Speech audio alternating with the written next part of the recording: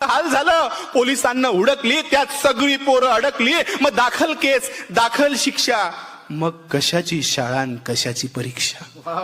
मग पोलीस स्टेशनात गाड्या आला, दंगल पेटवणारा भाड्या आला, त्यांची आपापसात मीटिंग झाली, आतल्या आत सेटिंग झाली, पैशानं कोंडी फुटली, पुढाऱ्यांची पोरं सुटली.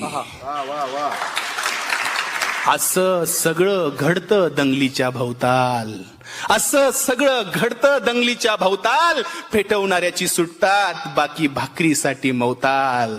आता जेलात त्यांच्या ढोंगणावर रोज कच्चून दंडे पडतात. दादा हो, एकदा जाताना साहेबाला विचारा, कोलम कसा असतो, 3rd डिग्री कसा असतो. आता त्यांच्या ढुंगणावर जेलात रोज कच्चून दंडे पडतात. पेटवणाऱ्याची सुटली, बाकी सालोसाल सडतात. असं सगळं दंगलीमध्ये होत असतं भाऊ. चल दंगल समजून घेऊ, खरं खोटं तपासून पाहू.